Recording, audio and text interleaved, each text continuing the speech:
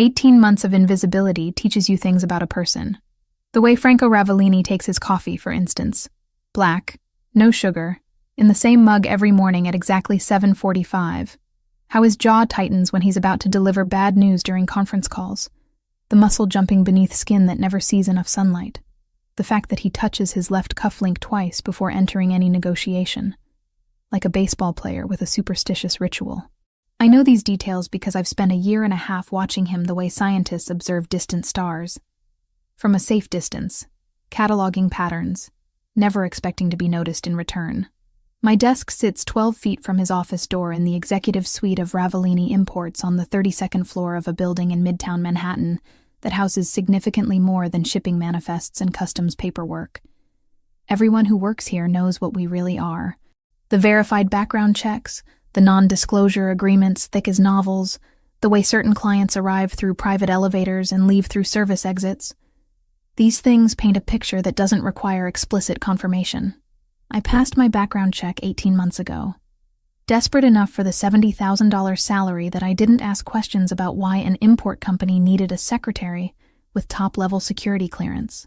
The money was obscene compared to my previous job at a law firm, where I'd made $38,000 and could barely cover rent in my studio apartment in Queens.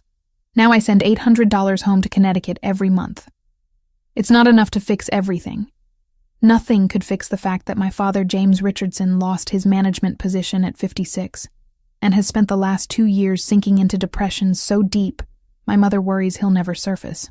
It doesn't solve my mother, Linda, working double shifts as a nurse, her hands cracked and bleeding from constant washing, her voice tired when we talk on Tuesday nights.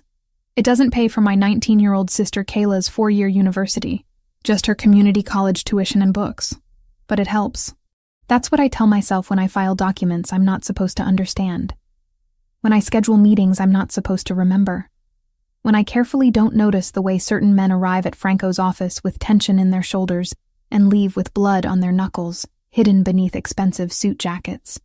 I tell myself the money helps, and I keep my head down, and I remain invisible. Franco has never looked directly at me. Not once in 547 days. He issues instructions to a point approximately 6 inches to the left of my face. Schedule the meeting with the Greco family for Thursday. Cancel my 3 o'clock. I need the Ferraro contracts by noon. His voice is always the same. Low, controlled, with the barest trace of an Italian accent that surfaces on certain vowels. The accent gets stronger when he's angry, I've noticed, though his anger is never directed at me. How could it be? You can't be angry at furniture. Thursday evening arrives with the kind of November rain that feels personal. Each drop hitting the windows like an accusation. Most of the office has emptied by 6, but I'm still at my desk, organizing documents for tomorrow's meeting. Franco is particular about his paperwork. Everything alphabetized, color-coded, with tabs marking relevant sections. It's tedious work, but I've learned that attention to detail is the difference between keeping this job and becoming a liability. Liabilities disappear in Franco's world. I've never asked where they go. I'm on my 3rd stack of contracts when the private elevator chimes. I glance up, expecting Marco or one of the other security personnel who rotate through the building like ghosts in expensive suits. Instead, Roberto De Luca steps out, shaking rain from his dark hair. Water drips from his leather jacket onto the marble floor, and he doesn't bother wiping his shoes on the mat. He's grinning, which is his default expression. The kind of smile that crinkles the corners of his eyes and makes him look younger than his 32 years. Emily, he says. And I'm so startled to hear my name that I nearly drop the folder in my hands. In 18 months, Franco has never used my name. It's always, schedule this, or I need that, as if I'm a particularly efficient piece of software rather than a human being. Mr. De Luca, I reply, recovering quickly. Mr. Ravellini isn't expecting you until 7. Roberto, he corrects, moving closer to my desk. We've known each other long enough to skip the formalities, don't you think? Have we? I've seen him maybe a dozen times, always in passing, always with that same easy smile that seems designed to put people at ease. He's Franco's oldest friend. I know that much. Childhood friends from the same neighborhood in Brooklyn, before Franco's father built this empire, and Roberto became his most trusted capo. Is there something I can help you with while you wait? I ask, keeping my voice professional. Roberto leans against my desk, close enough that I can smell his cologne. Something woodsy and expensive. I had a meeting run long. Figured I'd come early rather than make Franco wait. He tilts his head, studying me with an intensity that makes my skin prickle. You work late a lot. It's not a question, but I answer anyway. Mr. Ravellini prefers his documents prepared the night before. Franco, Roberto says. You can call him Franco. We're not that formal here. I don't correct him. Don't explain that Franco has never invited such familiarity. Instead, I return my attention to the contracts, hoping Roberto will take the hint and wait in one of the leather chairs by the elevator. He doesn't. You've been here over a year now, right? He continues, pulling up a chair and sitting backward on it, arms folded over the backrest. How are you liking it? The question is so unexpected that I actually look at him. Really look at him. Brown eyes, easy smile. The kind of handsome that probably gets him whatever he wants from most women. There's a scar above his left eyebrow, barely visible, and his knuckles are slightly swollen. Recent violence. Carefully hidden. It's a good job, I say carefully. That's the most diplomatic non-answer I've heard all week. He laughs, the sound genuine. Come on, you can be honest. Franco's not exactly warm and fuzzy. Something about the invitation to honesty, to casual conversation with someone who actually sees me as a person, rather than office equipment, makes my guard lower fractionally. Mr. Ravellini is professional, I reply. The work is challenging. The salary is good. But I shouldn't answer. Every instinct cultivated over 18 months of careful invisibility screams at me to redirect, to deflect, to return to my filing. But I'm tired. Tired of being invisible. Tired of the weight of my family's expectations. Tired of pretending I don't notice the blood and the secrets and the careful dance of violence that surrounds this place. But it's lonely, I admit quietly. Roberto's expression softens. Yeah, I bet it is. He pauses, then grins again. You know what helps with loneliness? Dinner. There's this great Italian place in the village. Roberto. The voice cuts through the air like a blade. Cold, controlled, dangerous. I freeze, contracts forgotten, as Franco Ravellini emerges from his office. I didn't hear the door open, didn't sense his presence. He moves like smoke when he wants to, silent and lethal. He's dressed as always in a charcoal suit that probably cost more than my monthly rent. White shirt, no tie. His black hair is styled back from his face, revealing features that would be handsome if they weren't quite so intimidating. Strong jaw, straight nose, full lips currently pressed into a thin line. But it's his eyes that pin me in place. Dark brown, almost black in the low lighting, and for the first time in 547 days, they're looking directly at me. The impact is physical. My breath catches, my heart rate spikes, and every nerve ending suddenly fires with awareness. This is what it feels like to be seen by Franco Ravellini, I realize. Like being caught in a spotlight, examined, assessed, catalogued. Boss, Roberto says, standing smoothly. I was early.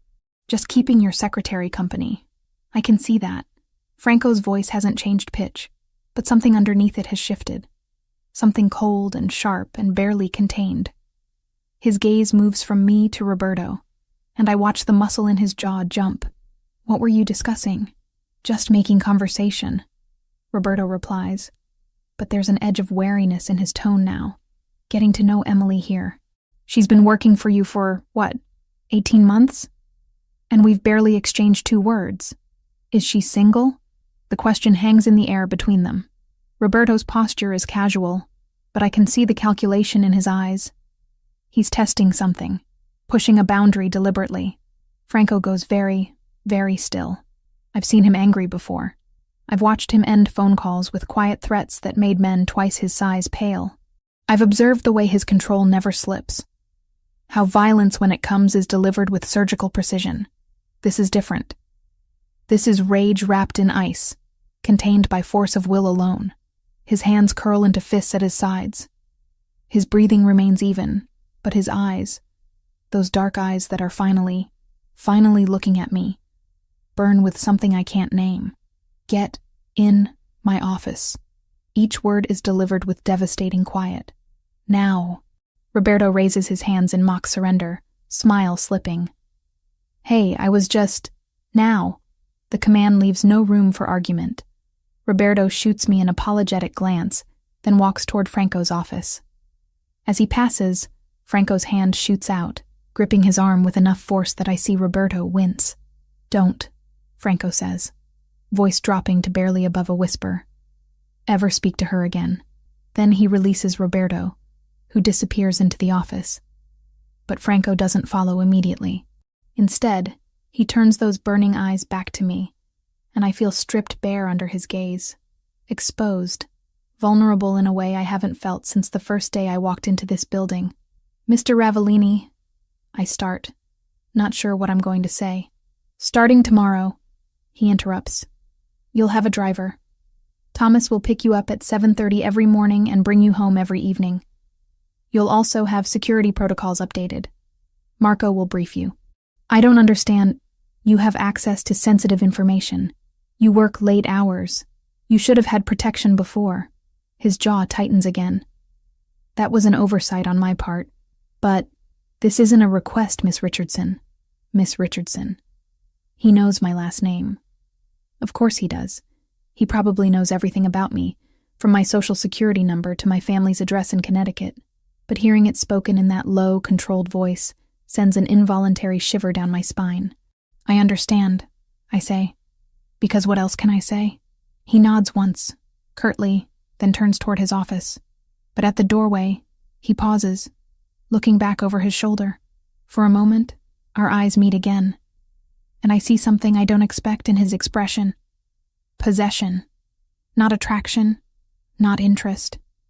Possession. The look a man gives something that belongs to him, that he's claimed whether or not anyone else knows it yet. Then the door closes behind him, and I'm left alone at my desk, contracts scattered around me, heart hammering against my ribs. Through the thick office door, I can hear raised voices, Roberto's, placating and confused, Franco's, low and lethal and final. The conversation lasts exactly 90 seconds. Then Roberto emerges, his easy smile completely gone, replaced by something that looks like genuine fear. He doesn't look at me as he heads for the elevator, doesn't say goodbye, just leaves with the kind of haste that suggests survival instinct overriding pride. I wait for Franco to emerge, to issue more instructions, to explain what just happened. He doesn't. I sit at my desk for another hour, finishing the filing with shaking hands, hyper-aware of the closed door and the man behind it who finally sees me. When I leave at 8:30, my phone buzzes with a text from an unknown number. This is Thomas. I'll be your driver starting tomorrow. 7:30 a.m. pickup at your address. Mr. Ravellini has briefed me on your security needs. I stare at the message for a long moment, then at the office building behind me. Somewhere on the 32nd floor, Franco Ravellini sits in his office, doing whatever it is he does when the rest of the world isn't watching. And apparently, he's thinking about my security needs. The rain has slowed to a drizzle, coating everything in a fine mist that catches the streetlights like scattered diamonds. I pull my jacket tighter and start the walk to the subway, knowing, even as I do, that tomorrow, this walk will be the last one I take alone. Whatever just happened in that office, whatever Roberto's question triggered, whatever Franco's explosive reaction meant, has changed something fundamental. After 18 months of invisibility, Franco Ravellini sees me now. I'm just not sure whether that's a blessing or a curse.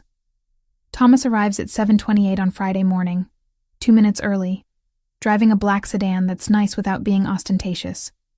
He's in his mid-40s, built like someone who spent time in the military, with gray at his temples and eyes that constantly scan the street even while he's holding the door open for me. Miss Richardson, he says, his voice neutral and professional. I'll be handling your transportation from now on.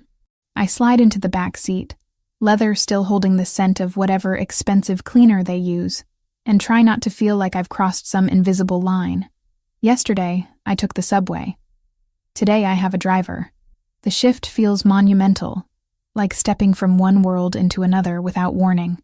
You can call me Emily, I offer, watching Queen slide past the tinted windows.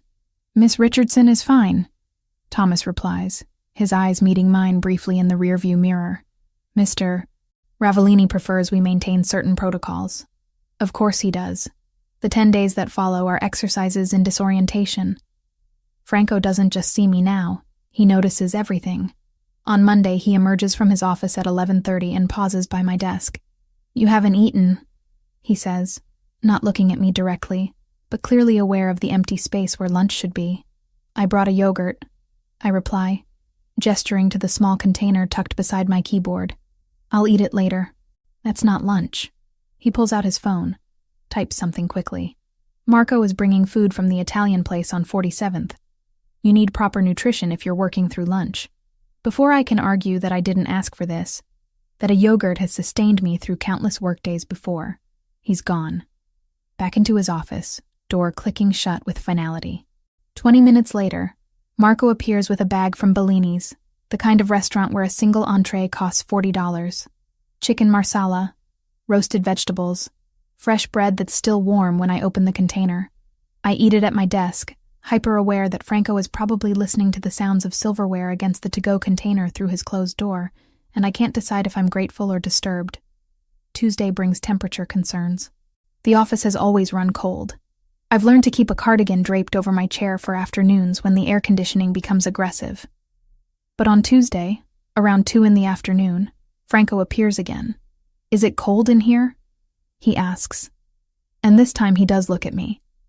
Those dark eyes cataloging the goosebumps on my arms where I've pushed up my sleeves to type.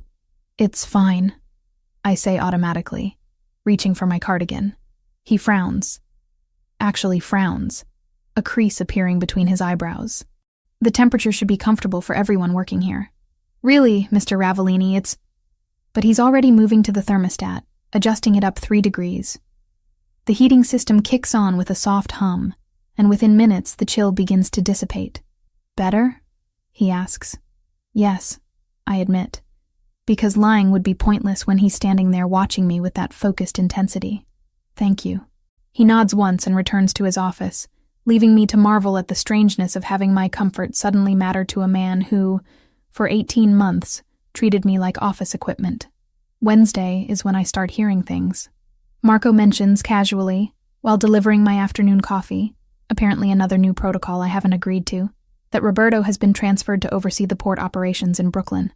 Temporarily, Marco adds, though his tone suggests otherwise. Mr. Ravellini thought his skills would be better utilized there. I don't ask what really happened. I don't need to. Roberto flirted with me on Thursday evening. By Wednesday, he's been relocated to the opposite end of the borough, managing dock workers and shipping manifests, instead of attending high-level strategy meetings in Manhattan. The message is clear. Franco Ravellini doesn't share. What he considers his to share, I'm still trying to understand. Thursday afternoon brings the incident that crystallizes exactly how much has changed. 3 men arrive for a 2:00 meeting. Associates whose names I've filed away in the careful mental catalog I maintain of everyone who passes through these doors. Vincent Caruso, Anthony Greco, and Paul Ferraro, mid-level operators, the kind who do the actual work while people like Franco make the decisions. I've interacted with them before, always with the same professional distance. They ignore me, I ignore them. We maintain the comfortable fiction that I'm too insignificant to notice. Today is different. They're early, arriving at 1:50 and settling into the leather chairs by the elevator to wait. I continue working, updating the attendance logs for Friday's larger meeting, when Vincent calls out, "Hey, sweetheart, you think you could grab us some coffee?" I look up, surprised by the casual presumption. In 18 months, no one has called me sweetheart. "There's a coffee station right there," I reply, gesturing to the setup against the far wall. Expensive espresso machine, selection of pods, cream and sugar arranged neatly on a tray. "Yeah, but that's what you're here for, right?" Vincent grins, the expression more leer than smile. "The secretary brings the coffee. That's how it works." Something unpleasant coils in my stomach. I'm about to respond, politely, professionally, but firmly, when Franco's office door opens. He doesn't say anything at first. Just stands there, one hand still on the doorknob, his expression absolutely glacial as he looks at Vincent. The temperature in the room drops 10 degrees. "What?" Franco says, his voice so quiet I have to strain to hear it. "Did you just call her?" Vincent's grin falters. I was asking for coffee, boss. Didn't mean anything by it." "Stand up." Vincent glances at the other two men, confusion flickering across his features. "Boss?" "Stand up." Each word is delivered with surgical precision, the kind of tone that suggests compliance is the only option that doesn't end badly. Vincent stands slowly, his earlier confidence evaporating. Franco closes the distance between them in 4 strides, stopping close enough that Vincent has to tilt his head back slightly to maintain eye contact. Franco has 3 inches on him, I realize, and right now he's using every bit of that height advantage. "Her name is Miss Richardson," Franco says, still in that dangerously quiet voice. "She is not sweetheart, not honey, not any other diminutive you think makes you sound friendly. She is my executive secretary, which means she outranks you in this organization by several levels. Do you understand?" "Yeah, boss. Do you understand?" Franco repeats. And now there's something underneath the quiet, something cold and lethal that makes my breath catch. "Yes," Vincent says quickly. "I understand. I'm sorry." Franco holds his gaze for another 3 seconds. I count them, watching the way Vincent's Adam's apple bobs as he swallows nervously, then steps back. "The meeting is canceled," Franco announces. "All 3 of you can leave. Anthony, you're running the Ferraro operation now. Vincent, you're reassigned to collections in Staten Island effective immediately. Paul, you'll receive new instructions by end of day." "Boss, come on," Vincent starts, desperation creeping into his voice. "It was just out." The single word carries enough weight that all 3 men move toward the elevator without further argument. The doors close on Vincent's pale, stricken face. Silence settles over the office like snowfall. I sit frozen at my desk, contract forgotten, trying to process what just happened. Franco demoted a man, possibly ended his career, because he called me sweetheart. Franco turns to me, and the cold mask slips just slightly. "I apologize," he says. "That should never have happened. You deserve respect. Mr. Ravellini, you always have." He runs a hand through his hair, a gesture of frustration I've never seen from him before. It was my failure to make that clear from the beginning. The weight of his attention is almost physical. I feel pinned by it, examined, and something in his expression makes my pulse quicken. Not fear exactly, but awareness. The kind of awareness that comes from being truly seen by someone for the first time. "Thank you," I manage finally, the words inadequate for the complexity of what I'm feeling. He nods once, then returns to his office, leaving me alone with my racing thoughts. That evening, Thomas drives me home in thoughtful silence. I watch the city lights blur past the window and try to make sense of the past 10 days. Try to understand what it means that Franco Ravellini has decided I matter. Friday arrives with its own strangeness. The office feels different. Everyone who comes through is more careful around me, more respectful. Word has spread about what happened to Vincent. The invisible line that separated me from the organization has been erased, replaced by something I don't quite understand yet. At 7 o'clock, as I'm organizing the last files for Monday, Franco emerges from his office. He's changed out of his suit jacket, rolled up his sleeves to his elbows, and for the first time I noticed the tattoo on his left forearm. Italian words I can't quite read from this distance. "You're still here," he observes. "Just finishing up," I reply, clicking save on the spreadsheet. "It's late." He pauses, seeming to weigh something internally. "You should eat. I should eat. We'll go together." It's not phrased as a question, but there's something in his posture. A slight tension in his shoulders, maybe, that suggests I could refuse if I wanted to. The problem is, I don't want to. "Where?" I ask, closing my laptop. "Italian place I know. Good food, quiet. We can talk." "About what?" For the first time since this all started, Franco's expression shifts into something that might be amusement. "You've been working for me for 18 months. I know nothing about you except what appears on background checks. That seems like an oversight worth correcting. And if I'd rather keep my personal life private, then you tell me." and we have a short dinner discussing nothing more interesting than tomorrow's weather. He tilts his head slightly. But I don't think that's what you want. He's right, which bothers me more than the invitation itself. I've spent 10 days watching him notice me, protect me, insert himself into my life through temperature adjustments and lunch orders and demotions delivered on my behalf. Part of me wants answers. What changed? Why now? What does he want from me? But another part, the part that's been invisible for so long it forgot what it felt like to be seen, just wants to keep being noticed. Okay, I say, surprising myself with the simplicity of my agreement. Dinner. Good. Franco pulls out his phone, types something quickly. Thomas will drive us. 20 minutes. I gather my things slowly, watching him from the corner of my eye as he returns to his office to collect his jacket. When he emerges, fully dressed again, he looks every inch the dangerous man I know he is. Controlled, powerful, someone who makes people disappear for crossing invisible lines. But when his eyes find mine across the office, there's something else there too. Something that looks almost like relief. The restaurant Franco chooses isn't what I expect. Not the flashy, see-and-be-seen type of place where Manhattan's elite parade their wealth, but a small establishment tucked into a side street in the West Village. The kind of place you'd walk past without noticing unless you knew to look for the unmarked door between a bookshop and a vintage clothing store. Thomas drops us at the curb, and Franco places his hand on the small of my back as we approach. Not pushing, just guiding. The touch is light, barely there, but it sends electricity up my spine nonetheless. Inside, the space is intimate. Maybe 15 tables, half of them empty despite it being Friday evening. Exposed brick walls, candlelight reflecting off wine bottles arranged on wooden shelves, the scent of garlic and fresh basil heavy in the air. An older man emerges from the kitchen, his face splitting into a genuine smile when he sees Franco.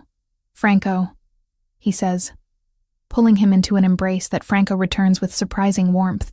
They exchange rapid Italian, too fast for me to catch more than a few words, before the man turns to me with curious eyes. And who is this beautiful young woman? He asks in accented English. Emily Richardson. Franco replies before I can introduce myself. Emily, this is Giovanni Rossetti. He's owned this place for 30 years. 32, Giovanni corrects, taking my hand and kissing it with old-world charm. Welcome, Miss Richardson. Any friend of Franco's is family here. He leads us to a corner table, the most private spot in the restaurant, where we're partially hidden by a decorative screen. Franco holds my chair, another gesture that catches me off guard, before settling across from me. Wine? Giovanni asks, not bothering with menus. The Barolo, Franco says. And we'll have whatever you're making tonight. Giovanni nods approvingly and disappears, leaving us alone with the candle flickering between us. You don't even look at menus? I ask, trying to find solid ground in this increasingly surreal situation. Giovanni knows what I like, and he's never steered me wrong. Franco leans back in his chair, studying me with that intensity that's become familiar over the past 10 days. You're uncomfortable. It's not a question, but I answer anyway. This is strange. 2 weeks ago you didn't know I existed. Now we're having dinner together. I always knew you existed, Emily. The use of my first name sends another jolt through me. He's never used it before. Always Miss Richardson, in that formal way that maintained distance. You have a funny way of showing it, I say. 18 months of looking through me like I was made of glass. Something flickers across his face. Regret, maybe, or acknowledgement. I had reasons. Such as, Giovanni returns with wine, pouring generous glasses for both of us before retreating again. Franco takes a sip, considering his words carefully. This world I operate in. He begins slowly. It requires certain boundaries. People close to me become targets, become leverage that enemies can use. For 18 months, I kept you at a distance because distance meant safety. What changed? Roberto. Franco's jaw tightens at the name. When he looked at you, when he asked if you were single, I realized the distance hadn't protected you at all. You'd been vulnerable this entire time, and I'd been too focused on maintaining boundaries to notice. I take a long drink of wine, needing the warmth as his words sink in. So the driver, the security protocols. All of it. That's because you feel guilty. That's because you matter. He says it simply, directly, his dark eyes holding mine. You've mattered for longer than I was willing to admit, even to myself. The admission hangs between us, heavy with implications I'm not sure I'm ready to examine. I redirect, seeking safer territory. Tell me about Giovanni. How do you know him? Franco allows the subject change, though I see understanding in his expression. He was friends with my father. When I was younger, maybe 10 or 11, my father would bring me here after school. Giovanni would let me do homework at that table by the window while they talked business. What kind of business? A slight smile, the kind that required privacy and trust. Giovanni never asked questions, never repeated what he heard. That's rare, especially in this city. He knew what your father was, knows what I am, Franco corrects. And he's never judged it. His son was in trouble once, gambling debts to the wrong people. My father helped resolve it. Giovanni's been loyal to our family ever since. The food arrives in stages.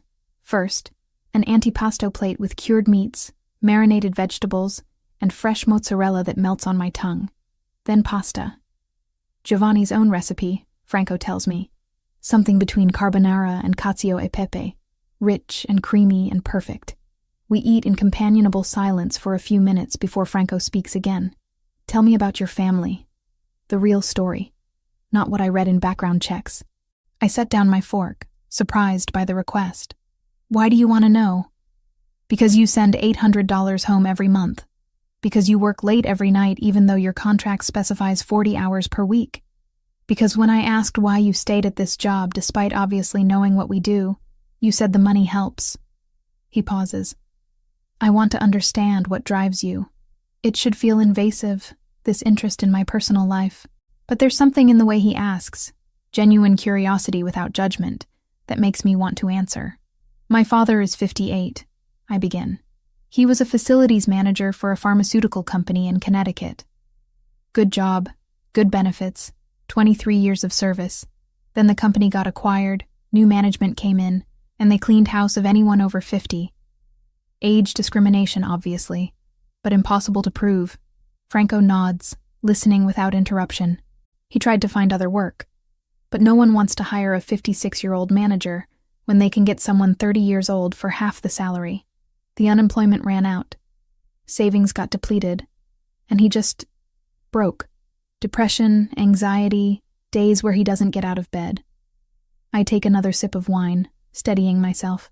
My mother Linda works as a nurse. Double shifts most weeks trying to keep them afloat. And my sister Kayla, she's 19, trying to get through community college while working part-time at Target. So you became the safety net. I send what I can. It's not enough to fix everything. Nothing can give my father back his sense of purpose, or my mother her sleep, or my sister the college experience she deserves. But it keeps them housed and fed. It means Kayla can buy textbooks. It means my father can keep his blood pressure medication. I meet Franco's eyes. That's why I stayed. Why I didn't ask questions about shipping manifests that don't quite add up, or meetings that happen at 3 a.m. The salary you pay lets me take care of them. Franco is quiet for a long moment, his expression unreadable in the candlelight. When he speaks, his voice is softer than I've ever heard it. My father died 5 years ago. Heart attack in his office on a Tuesday afternoon. He was 61. Franco turns his wine glass slowly between his fingers. He built everything from nothing. Came from Naples with barely enough money for a week's rent. Worked construction jobs until he could buy his first legitimate business. The rest came later. The expansion into less legitimate operations. Do you regret it? The path he took? No. The answer is immediate. He provided for our family. He created opportunities for people in our community who had none. The methods weren't always legal, but the results were real. Hundreds of families employed, protected, given chances they wouldn't have had otherwise. That's how you justify it. I don't need to justify it. There's no defensiveness in his tone, just statement of fact. I'm under no illusions about what I do, Emily. I make choices that exist in gray areas, that sometimes cross into darkness. but I also carry the weight of everyone who depends on me. Not just family, but every person working in our operations. Every family whose livelihood is connected to ours. I think about this, about the complexity of it. When you took over at 29, was it what you wanted? No. Another direct answer. I was working on a graduate degree in business, had plans for legitimate consulting work. Then my father died, and suddenly I had a choice. Let everything he built collapse, leave hundreds of people without income or protection, or step into his role. He meets my eyes. There wasn't really a choice at all. The weight in his voice is palpable. The burden of 5 years carrying an empire built on loyalty and violence and complicated morality. You said earlier that I've mattered for longer than you were willing to admit. I say carefully. What did you mean? Franco sets down his wine glass with deliberate care. I noticed you 3 months after you started. The way you organized files by both date and relevance, not just one or the other. How you always had coffee ready before I asked for it. The fact that you worked through lunch most days because you were trying to prove yourself indispensable. 3 months. He noticed me after 3 months, but maintained that careful distance for 15 more. Why wait so long? Because noticing you was dangerous, for both of us. His expression hardened slightly. The moment someone becomes important to me, they become a target. My father taught me that. Keep business and personal separate, never give enemies leverage. So I kept you at arm's length, treated you like furniture, convinced myself the distance was protection. Until Roberto, until I saw someone else looking at you the way I'd been trying not to. Franco's hands curl into fists on the table. Until I realized that keeping you invisible to me didn't make you invisible to everyone else. You were vulnerable, and I'd left you that way out of cowardice. Protecting me isn't cowardice. Pretending I didn't care when I did is. The confession settles over me like a blanket. Heavy, warm, slightly suffocating. I should probably be concerned about this intensity. This possessiveness that drove him to demote Vincent and transfer Roberto. Should be worried about what it means that Franco Ravellini has decided I belong under his protection. But concern isn't what I'm feeling. What happens now? I ask quietly. Now you understand the parameters. You work in a dangerous environment. You have security not because I'm controlling, but because it's necessary. You have my protection because I refuse to leave you vulnerable. He leans forward slightly. And you need to decide if you can live with that. If you can accept that being in my world means giving up certain freedoms in exchange for safety. What if I say no? Then I respect your choice. But the security stays regardless. You know too much, have access to too much sensitive information. Even if you wanted to leave, you'd need protection while we transitioned you out safely. The honesty is refreshing and terrifying in equal measure. No pretty lies about choice and freedom. Just the stark reality that I've already crossed into his world whether I intended to or not. I'm not asking you to decide tonight, Franco continues. I'm giving you information so you can make an educated choice. Take time. Think about it. But understand that I'm not a man who does things halfway. If you stay, if you choose this, I will be involved in your life. Protectively, possessively, in ways you might not always appreciate. And if I stay, what exactly am I staying for? Just employment? His eyes darken with something that makes my breath catch. That's for you to decide as well. Giovanni returns with dessert, tiramisu that tastes like heaven, and the conversation shifts to safer topics. Franco tells stories about growing up in Brooklyn, about Giovanni teaching him to make proper espresso when he was 12, about his father's ridiculous superstitions about black cats and spilled salt. I find myself laughing at his delivery, at the unexpected glimpses of humanity beneath the controlled exterior. This is Franco without the armor, I realize. This is who he might have been if circumstances had been different. By the time we finish, it's nearly 10. Thomas materializes outside exactly when we emerge, as if he's been waiting all evening for the precise moment we'd need him. The drive to my apartment in Queens is quiet. Franco sits beside me in the back seat, closer than necessary but not touching, and I'm acutely aware of his presence. The car smells like his cologne, something with notes of cedar and spice, masculine without being overwhelming. When Thomas pulls up outside my building, Franco exits first, holding the door for me. Thank you for dinner, I say, suddenly awkward now that the evening is ending. For the honesty. You deserved honesty. You've deserved it from the beginning. He hesitates, then reaches out to tuck a strand of hair behind my ear. The touch gentle, brief, but loaded with intention. Think about what I said, Emily. Really think about it. Because once you choose, once you're fully in my world, leaving becomes significantly more complicated. Is that a threat? It's a promise. Of protection. Of loyalty. Of the fact that I don't let go of what's mine. His hand drops away. And before you tell me you're not mine, understand that ship has already sailed. I claimed you the moment I exploded at Roberto. The only question remaining is whether you'll accept that claim. He steps back, allowing me space to breathe, to process the weight of what he's just said. I should be offended by the presumption, by the possessive certainty in his voice. Should probably tell him that I'm not property to be claimed, that his protection doesn't equal ownership. But as I watch him return to the car, as Thomas drives away and I'm left standing on the sidewalk outside my building, I realize the most terrifying part isn't Franco's claim. It's the fact that some part of me wants to accept it. Monday morning arrives with an envelope on my desk. Thick cream paper, my name written in elegant script across the front. I recognize the handwriting from the notes Franco leaves on documents. Precise, controlled, the letters perfectly formed. Inside is a single sheet of paper with an address in Boston, and a salary figure that makes my breath catch. $95,000.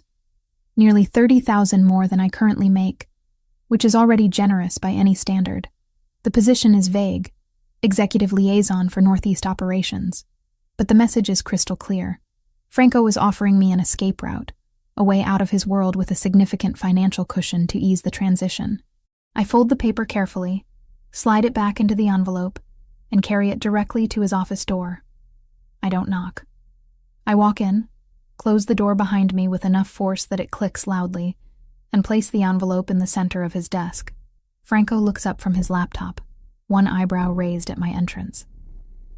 No, I say simply. You haven't even considered it. There's nothing to consider. If you want me gone, be honest about it.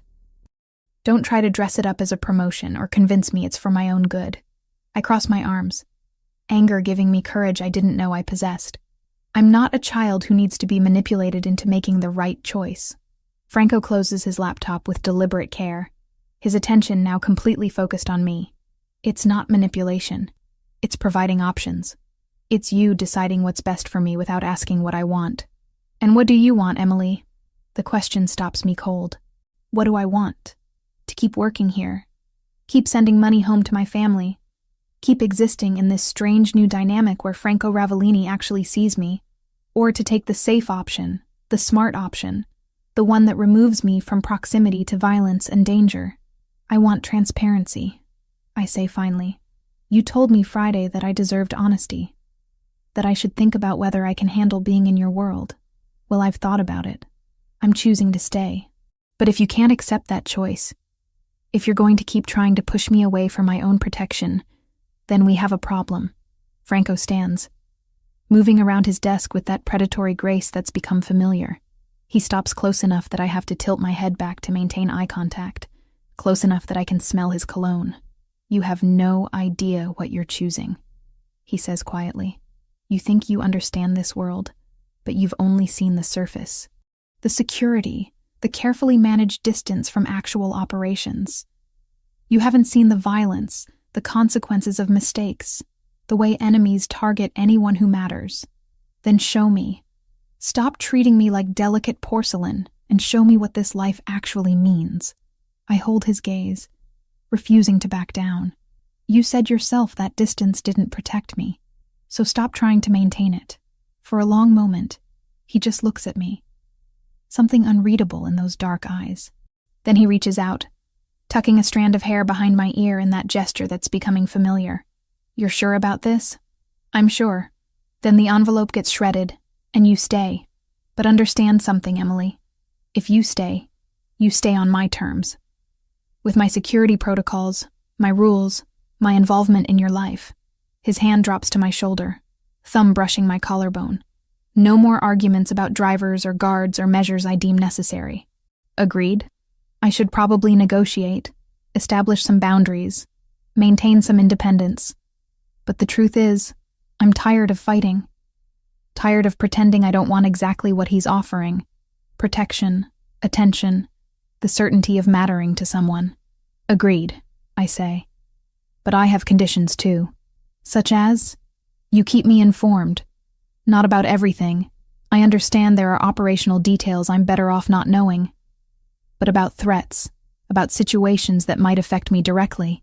I can't make good decisions if I'm operating blind. Franco considers this, then nods slowly. Fair. What else? You don't lie to me. Not even omissions to spare my feelings. If something is happening that I should know about, you tell me. Even if the truth is ugly, especially then. Something that might be respect flickers across his expression. Anything else? Yes. You stop trying to manage my relationship with my family. They're mine to handle, and I won't have you interfering there.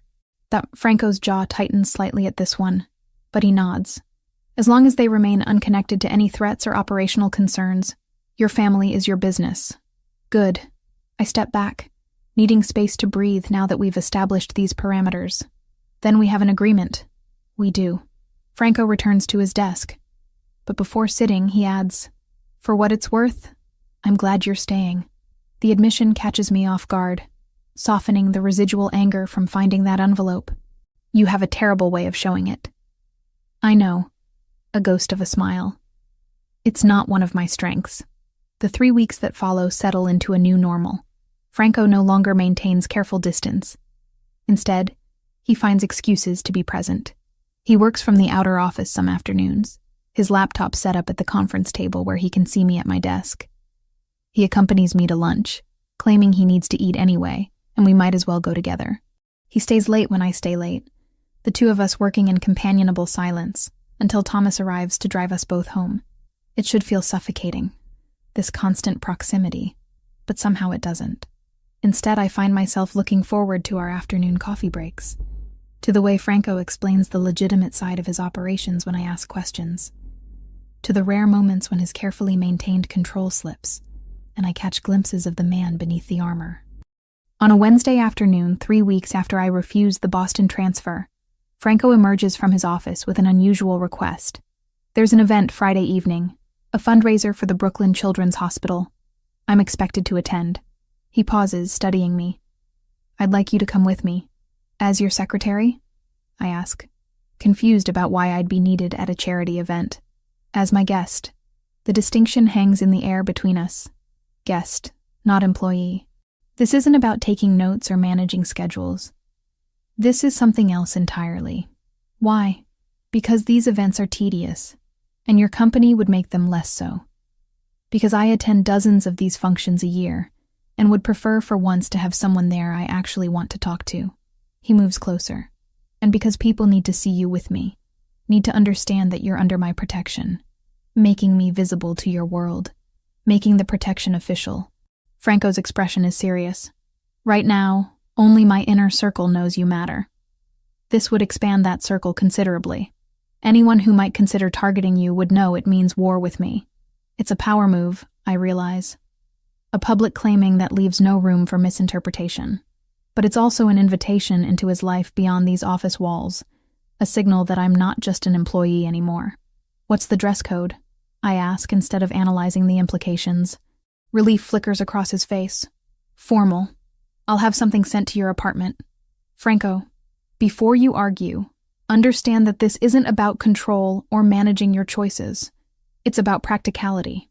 The dress needs to match the event's level, and I know you don't have formal wear appropriate for a $1,000 per plate fundraiser. He holds up a hand when I start to protest. Consider it a work expense. You're attending as part of your role supporting me. The logic is sound, even if it makes me uncomfortable to accept such an expensive gift. Fine, but nothing too revealing or flashy. I'll make sure it's appropriate. A hint of amusement enters his voice, though I have to ask, do you trust my taste? I trust that you won't make me look ridiculous. High praise, he says dryly, but I catch the smile before he turns back to his office. Friday arrives faster than I expect. The dress is delivered Thursday evening. A floor-length gown in deep emerald green that brings out my eyes, elegant without being provocative, with a modest neckline and a back that dips just low enough to be interesting. The fabric is some kind of silk that flows like water, and when I try it on in my apartment, I barely recognize my reflection. Thomas picks me up at 6:30, and instead of driving to Franco's office, we head to his brownstone in Brooklyn Heights, a neighborhood I've never visited but know costs millions just to own a modest property. The townhouse is exactly what I'd expect. Elegant, understated, expensive without being ostentatious. Marco meets me at the door, his usual intimidating expression softening slightly when he sees me.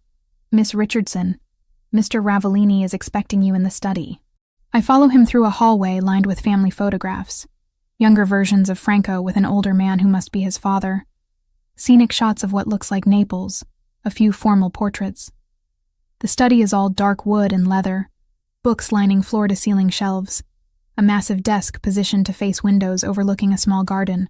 Franco stands with his back to me, adjusting his cufflinks, dressed in a tuxedo that fits him perfectly. When he turns, I see the same surprise in his expression that I felt looking in my mirror earlier. "You look beautiful," he says simply.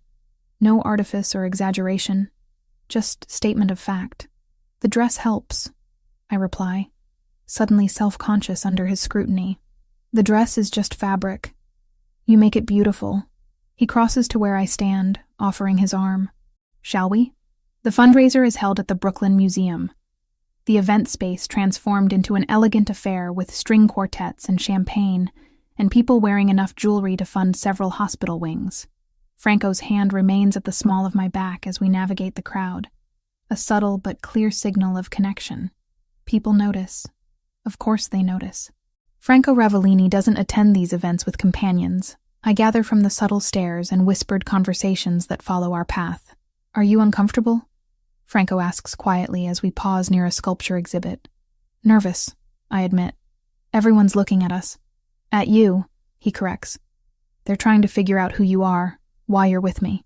His hand presses slightly against my back, grounding. "Let them wonder." We're approached by a succession of people. Businessmen Franco knows from legitimate ventures, politicians whose campaigns he's funded, socialites who seem to exist solely at these kinds of events. Franco introduces me each time with the same simple phrase, "This is Emily Richardson." No explanation of my role, no qualifying details, just my name, delivered with enough certainty that no one dares ask for clarification. Around 8, we're approached by a man in his 50s, with silver hair and a smile that doesn't extend to his calculating eyes. "Franco, good to see you," he says, extending a hand. "And who's this lovely young woman?" "Emily Richardson," Franco replies, his tone cooler than it's been all evening. "Emily, this is Richard Castellano. He runs shipping operations out of Newark." Something in Franco's posture has changed. Subtle tension in his shoulders, a slight tightening of his hand against my back. This man is more than a business acquaintance, I realize. This is someone Franco considers a threat. "Pleasure to meet you, Miss Richardson," Richard says, his eyes traveling over me in a way that makes my skin crawl. I wasn't aware Franco had such charming associates. The pause before associates is deliberate, laden with implication. "Miss Richardson works with me," Franco says, his voice dropping to that dangerously quiet register I've learned to recognize, "and is under my complete protection." I trust that's understood. Richard's smile falters slightly. "Of course. No offense intended." "None taken," I say smoothly, surprising myself with my composure. Though I appreciate Mr. Ravellini's consideration for my security. One can never be too careful these days. The subtle reminder that I'm aware of the world we operate in seems to satisfy Richard, who makes his excuses and moves away quickly. "Well handled," Franco murmurs once we're alone again. Richard is with the Yakuza Yamaguchi operations. They've been testing boundaries in Brooklyn recently. Is that what all this is about? I gesture vaguely at the event. Showing strength through normalcy? Partially. These events serve multiple purposes.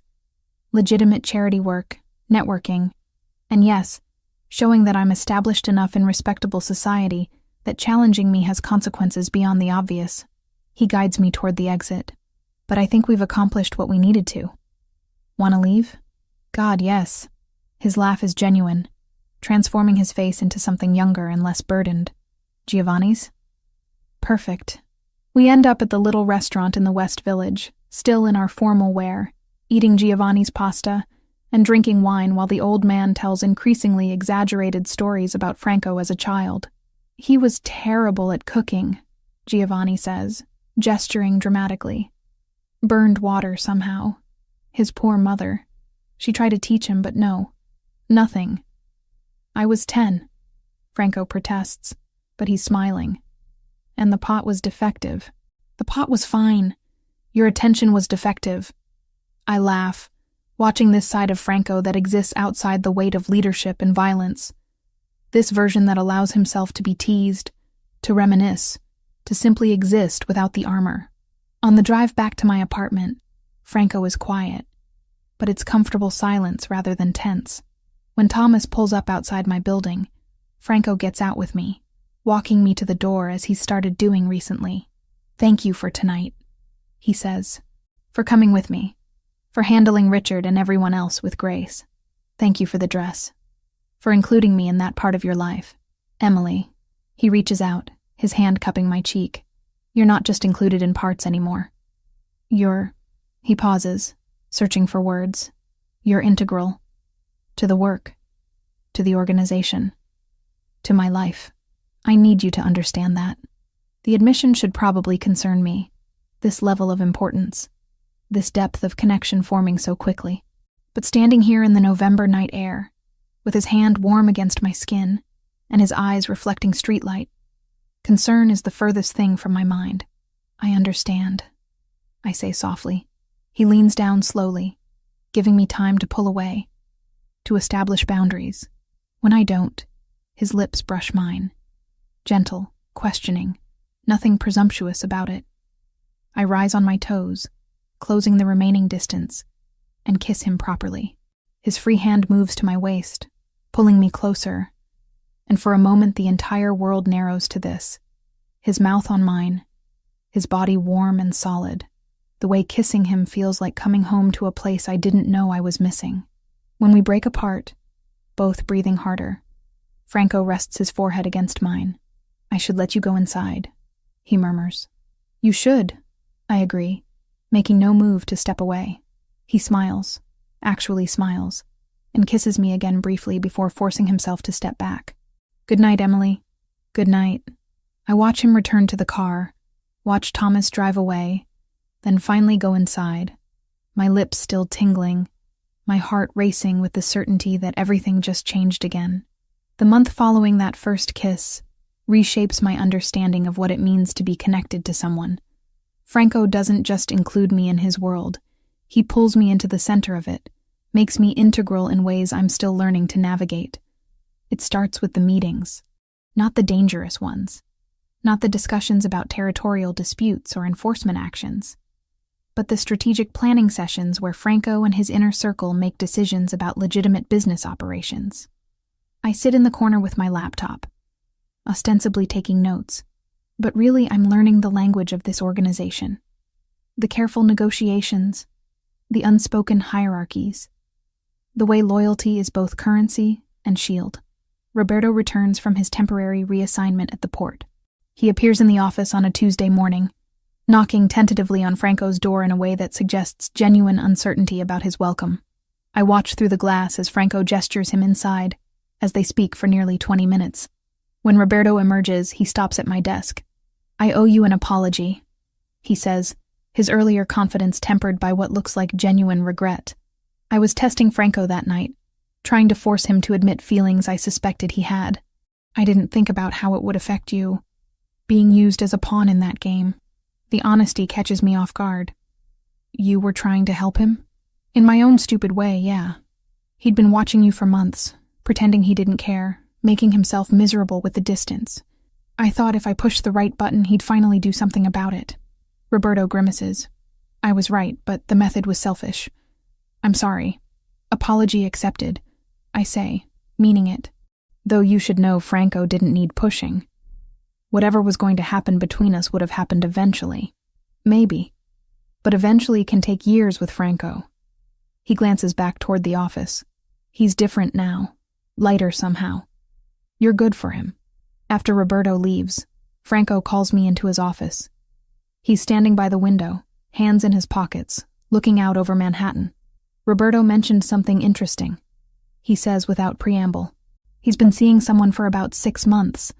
A nurse named Vanessa Cooper. He's serious about her. That's good, I reply, sensing there's more to this conversation. He wants to bring her to the monthly family dinner, the one where everyone in my inner circle gathers with their partners and families. Franco turns to face me, which means people will expect you there as well. As what? Your secretary who happens to attend social events?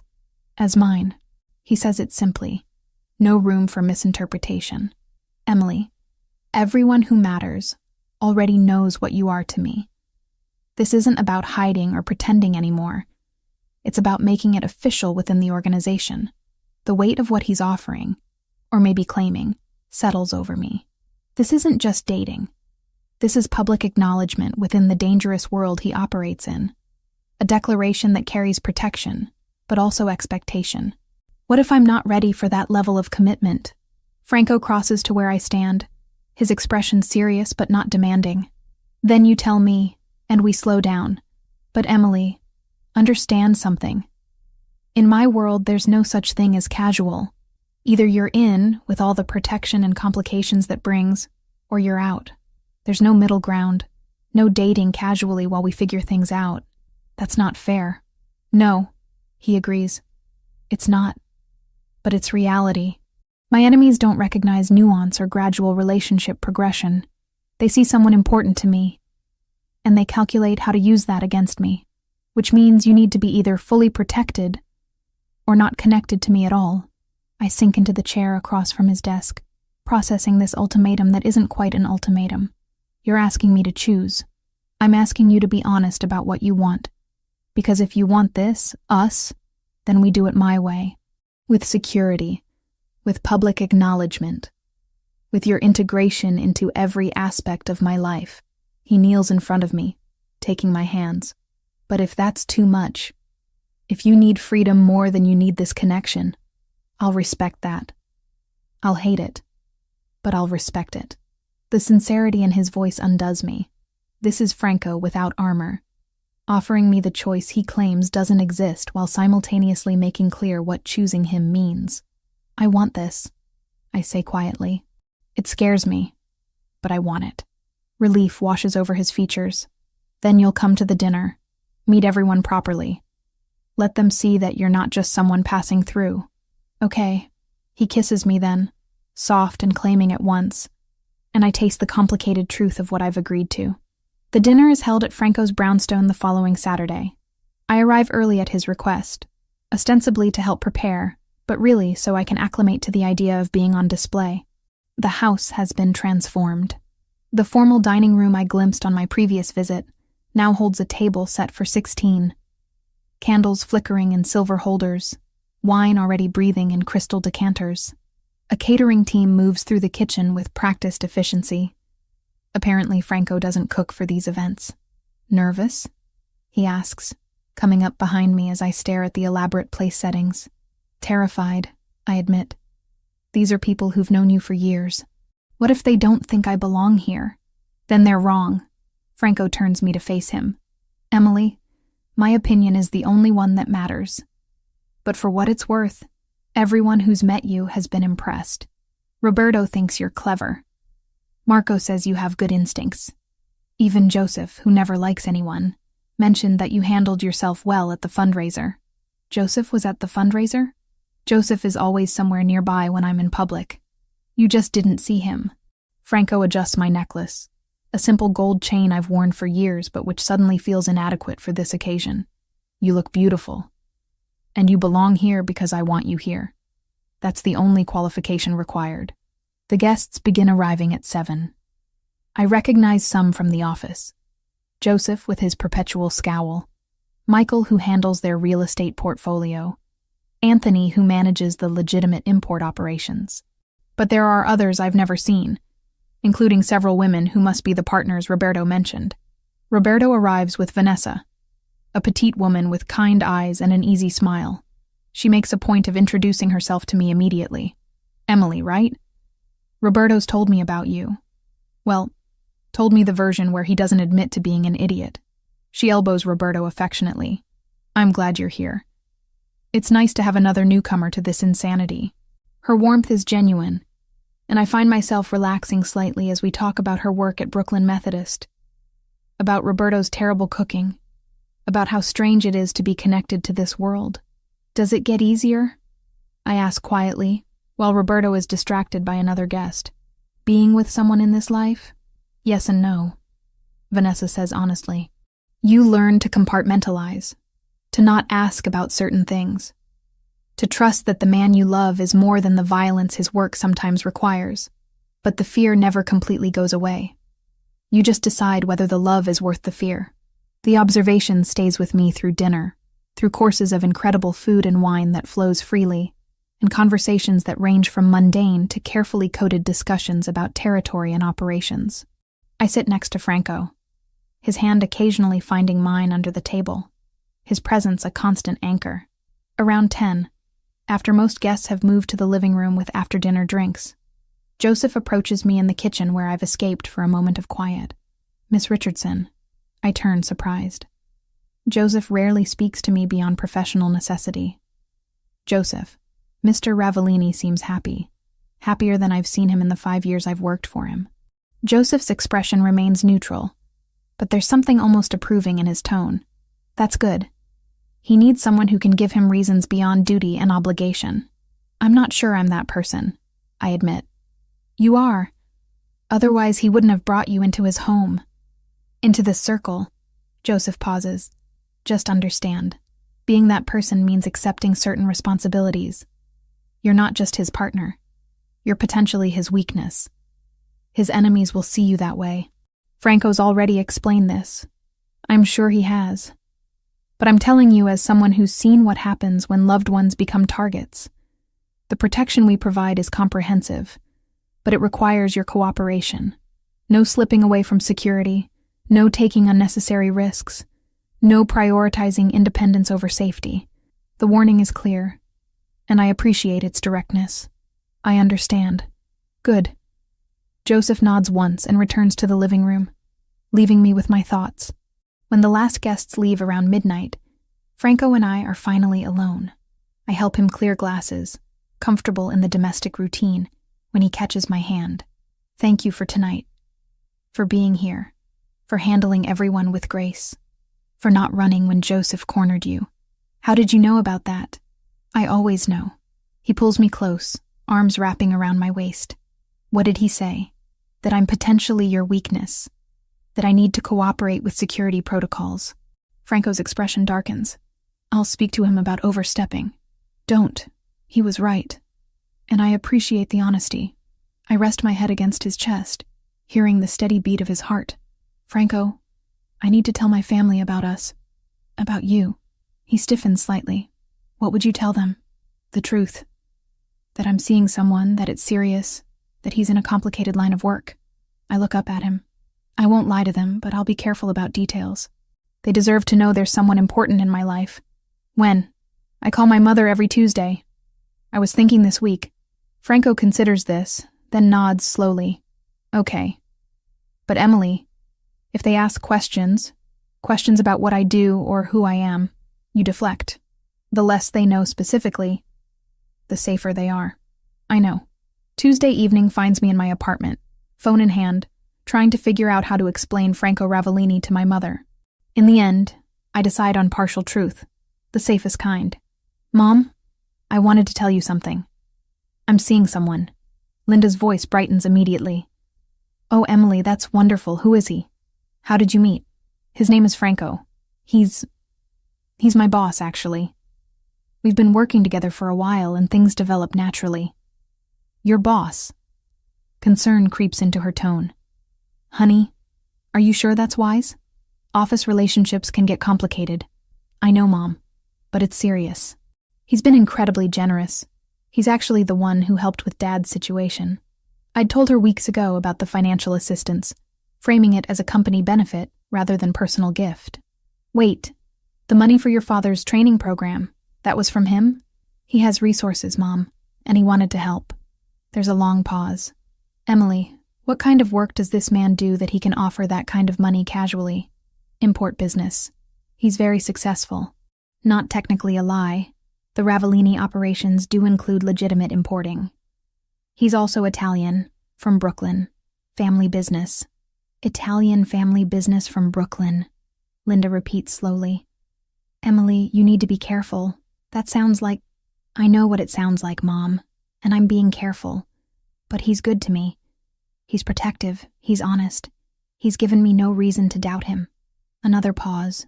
This one heavier. You love him. I think I might, I admit. The words coming easier than expected. I know it's fast and I know it's complicated, but yes, I think I love him. Then I trust your judgment. But Emily, if anything ever feels wrong, if you ever feel unsafe or uncomfortable, you come home.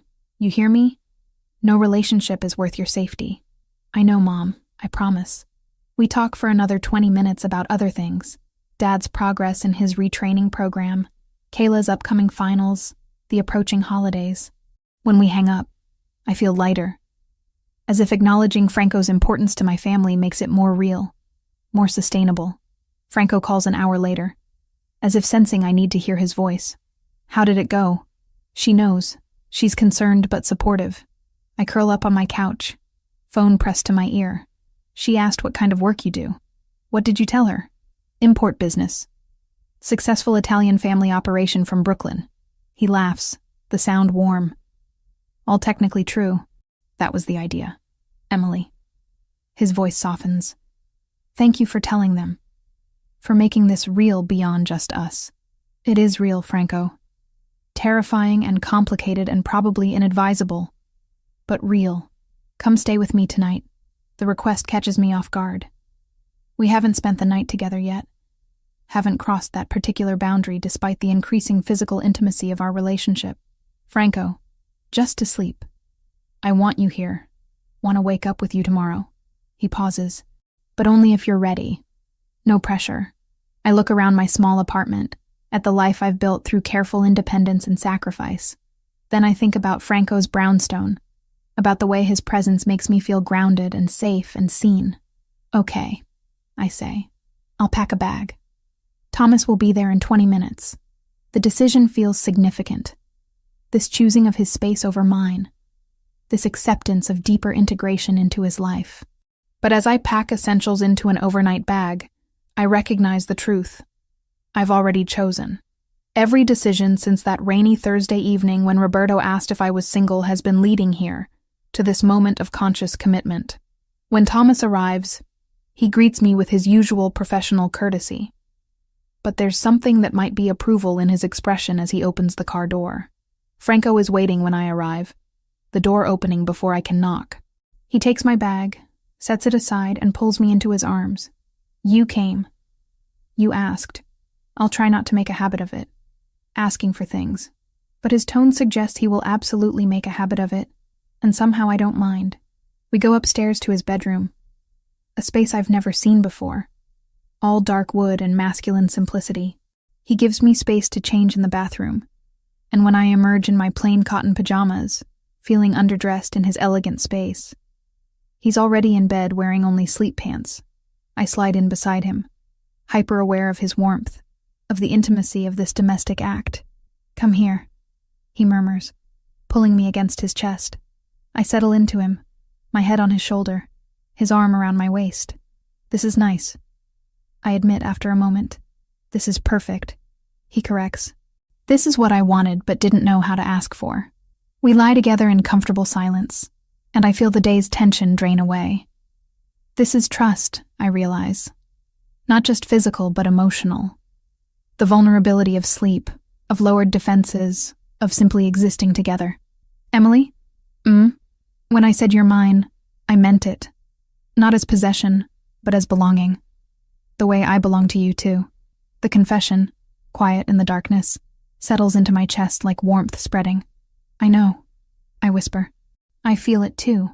His arms tighten around me, and I drift toward sleep feeling safer than I've felt in years, anchored by the steady rhythm of Franco's heartbeat and the certainty that, complicated or not, this is exactly where I'm supposed to be. The 2 months that follow our first night together blur into a rhythm I've never experienced before.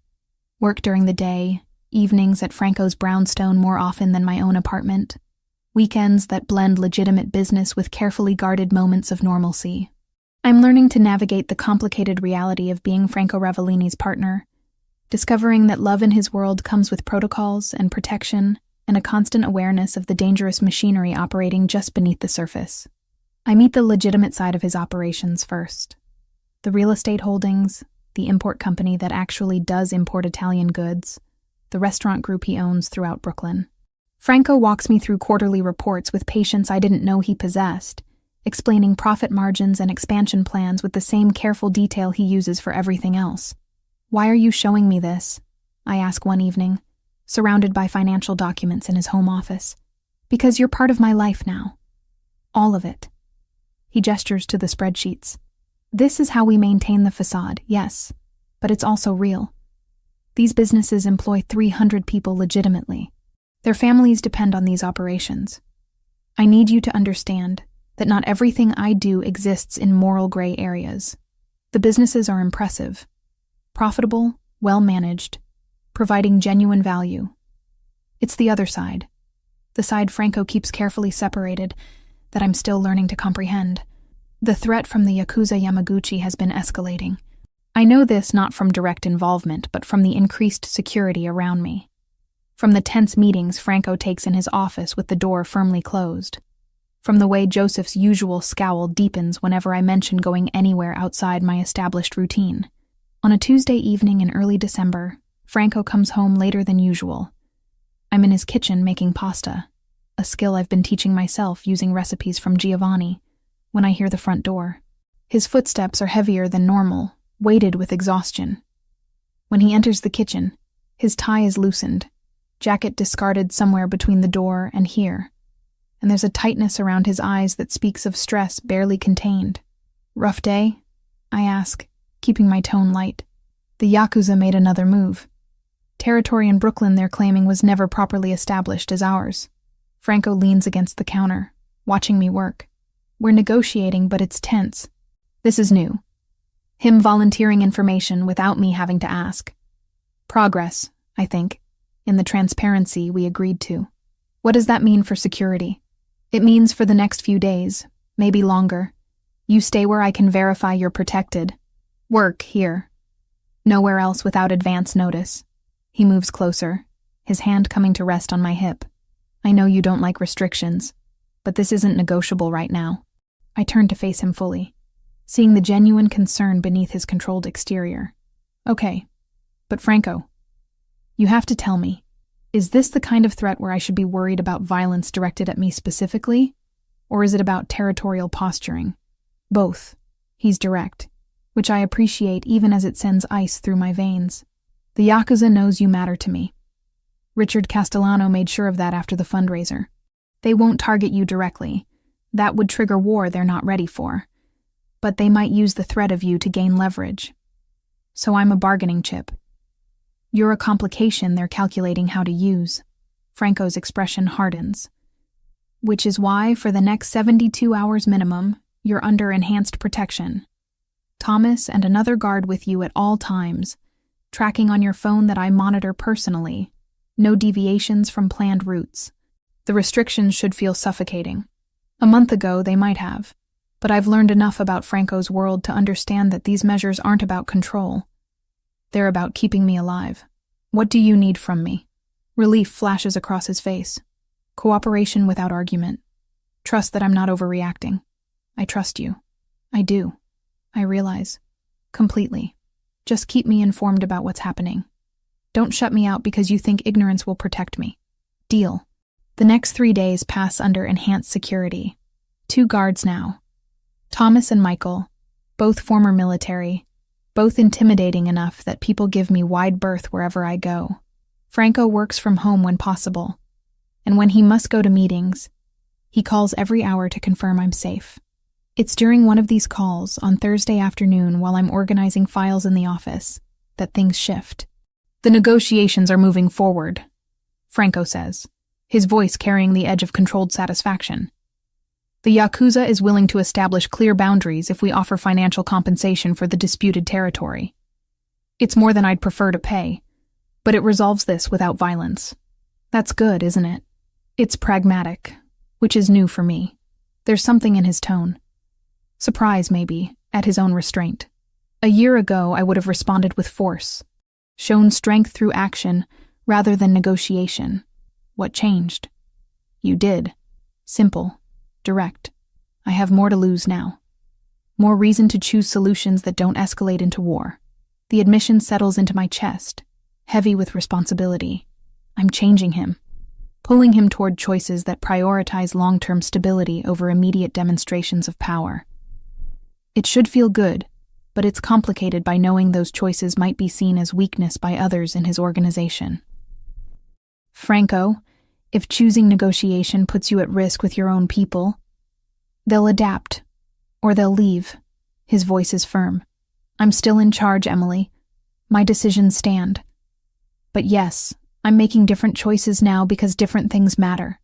That's growth, not weakness. I want to believe him, want to trust that his organization will accept this shift. But doubt lingers. That evening, Franco suggests something unexpected. I want to help your family more directly, he says over dinner at his place. Your father's retraining is good, but it's not enough. I want to offer him a position with one of my legitimate companies. Management role, good salary, full benefits. Something that gives him back his sense of purpose. The offer catches me completely off guard. Franco, that's too much. It's practical. I have positions that need filling. Your father has experience. And it would mean you'd worry less, which means I'd worry less about you being distracted. He reaches across the table, taking my hand.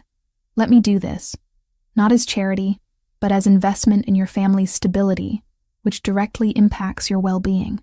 I think about my father, about the depression that's eaten away at him for 2 years, about how much a real job, a position that values his experience, might mean.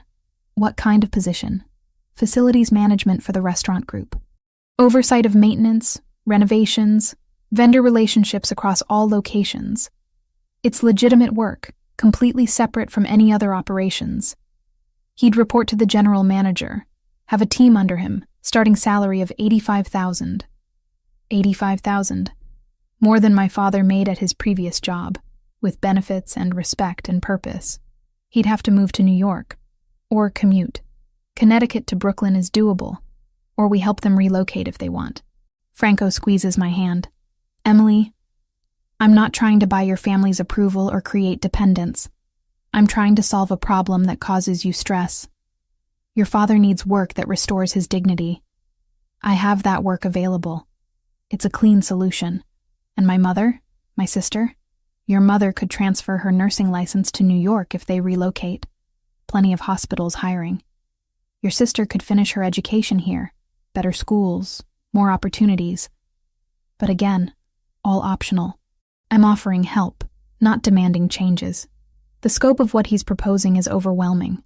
Not just helping my father, but potentially transforming my entire family's situation. I need to talk to them. Can't make these decisions for them. Of course. Talk to them. See what they want. The offer stands regardless. He pauses. But Emily, understand, this isn't separate from us. I'm not just helping your family out of generosity. I'm doing it because they're important to you, which makes them important to me. This is what being mine means. Your concerns become my concerns. The possessiveness in his tone should probably bother me more than it does. But I'm learning that Franco's possessiveness is just the flip side of his protection. They're inseparable, two aspects of the same fierce loyalty. I call my mother that night, explaining Franco's offer with as much detail as I can provide without overwhelming her. Emily, this is incredibly generous, Linda says, her voice thick with emotion. But honey, are you sure this is just about helping your father? This man is offering your dad a job, possibly relocating our whole family. That's a lot of influence over our lives. I know, Mom. But I also know Franco wouldn't offer if he didn't mean it genuinely. He's not manipulative. If anything, he's almost too direct. I take a breath. And yes, Part of it is about reducing my stress so I can focus on my work and our relationship. But that doesn't make the opportunity less real or valuable. Let me talk to your father. It could change everything for us. But we need to think carefully about accepting this level of help from someone we've never met. You could meet him. Come visit for a weekend. See his businesses. Meet him in person. Decide if this feels right. There's a long pause. Okay. Let me coordinate with your father and Kayla. Maybe we come down next weekend? After we hang up, I find Franco in his office, reviewing security reports. My family wants to meet you. They're coming next weekend to see the businesses, meet you properly before making any decisions. Franco looks up, something that might be nerves flickering across his usually controlled expression. They should meet me, make informed decisions. He sets aside his papers. What should I expect? My mother will be protective, probably suspicious. My father will be desperately hopeful but trying not to show it. Kayla will be impressed by everything and probably embarrass me. I move to his side. Just be yourself. They'll see what I see. And what do you see? Someone complicated who's trying to do right by the people he cares about. Someone whose methods aren't always clean but whose intentions toward me are honest. I cup his face. Someone I'm falling in love with, despite every rational reason I shouldn't. The confession hangs between us. The first time either of us has named this feeling that's been growing since that rainy Thursday evening 2 months ago. Franco stands, pulling me close. I love you, Emily. Have for weeks now, maybe longer. I just didn't know how to say it without it sounding like another claim. Another possession. It can be both. I whisper against his chest. A claim and a gift. Possession and freedom. That's what we are. All the contradictions existing simultaneously. He kisses me then, deep and claiming, and I feel the truth of our relationship in that kiss. Complicated, intense, built on foundations that include both danger and devotion. When we break apart, Franco keeps me in his arms. Whatever your family decides, whatever happens with the negotiations, whatever complications arise, you're mine, and I'm yours. That's the only certainty that matters. I want to argue about certainty in an uncertain world, want to point out all the ways this could still fall apart, but standing in his arms, feeling the solid reality of his presence, I choose to believe in the one certainty he's offering. Sometimes love means accepting the complicated truth that protection and possession can exist alongside genuine care, that a man who operates in moral gray areas can still love with absolute clarity, that choosing someone dangerous doesn't make the choice wrong, it just makes it conscious. And I'm choosing Franco Ravellini, fully aware of exactly what that choice means. The abduction happens on a Wednesday afternoon in early December, 3 weeks after Franco's negotiations with the Yakuza Yamaguchi began showing real progress. I'm leaving the office building for a quick coffee run, approved by Thomas, within the established safe zone, with Michael trailing 20 feet behind as additional security. Everything follows protocol perfectly, until it doesn't. The man who approaches me looks like any other businessman on a Manhattan sidewalk. Nice suit, briefcase, perfectly normal expression. He asks for directions to a restaurant 2 blocks away. I start to answer, pointing east, when something sharp presses against my ribs. Don't scream, he says quietly in accented English. Walk with me to the car. If you alert your guard, I'll kill you both. My mind goes blank with terror, then floods with everything Franco taught me about not showing fear, about staying calm in dangerous situations, about calculating odds of survival. The car is a dark sedan parked at the curb, engine running. Another man in the driver's seat. This was planned, coordinated, executed with precision that suggests professional operation. Michael is still 20 feet back, checking his phone, unaware. If I scream, this man might actually shoot. If I don't, I'm getting into that car. I make the calculation in 3 seconds. Franco will find me. He always knows where I am, has tracking on my phone, has resources I can't even imagine. But if I'm dead on this sidewalk, none of that matters. I get in the car. The man slides in beside me, keeping the gun, small, easily concealed, pressed against my side. Phone. I hand it over without argument. He removes the battery, tosses both pieces out the window as we pull into traffic. The tracking is gone. Franco's lifeline to my location severed. Terror threatens to overwhelm me, but I force it down. Remember what Franco said about fear being useful, only if it keeps you alert. About panic making you vulnerable. Where are you taking me? Quiet. The drive lasts maybe 30 minutes, though tracking time becomes difficult when adrenaline makes every second stretch. We end up in Queens, in an industrial area filled with warehouses and storage facilities. The building they take me to is abandoned, or appears to be. Broken windows, rust on the metal doors, general air of neglect. Inside is different. Someone has prepared this space. A chair in the center of an empty room. Rope. A camera set up on a tripod. This isn't random violence. This is staged, designed to be filmed and sent somewhere. To Franco. Sit. The man who abducted me orders, gesturing to the chair. I sit, because fighting now accomplishes nothing. Save energy for when it might actually matter. They tie my wrists and ankles, not cruelly tight, but secure. The driver sets up the camera, adjusting angles while the first man makes a phone call in Japanese. I catch maybe 1 word in 10, but the tone is clear. Confirmation of successful acquisition, awaiting further instructions. Then we wait. Hours pass. The men largely ignore me, talking quietly in Japanese, checking phones, smoking cigarettes that make the enclosed space hazy. I keep my breathing steady, my expression neutral, my fear contained beneath forced calm. Franco will come. I have to believe that. He has connections, resources, people who owe him favors throughout this city. He'll find me. I just have to stay alive long enough. Around what I estimate is hour 10, maybe 11. Hard to tell with no windows, no phone, no way to track time beyond the growing ache in my bound limbs. Something changes. The men get a call, conversation rapid and urgent. Then they're moving, gathering their things, the camera, everything. Your boss is very resourceful.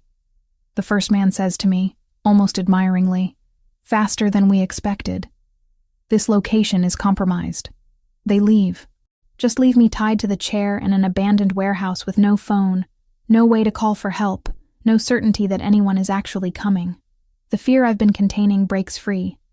I pull against the ropes, accomplishing nothing except rope burn on my wrists. Try to tip the chair, thinking maybe I can slide across the floor, reach something, anything. Then I hear it. Footsteps. Multiple people moving through the building with purpose. Emily! Franco's voice, raw with something I've never heard from him before. Fear. Actual fear. In here! I call back, my voice cracking with relief. The door explodes inward. Not opened.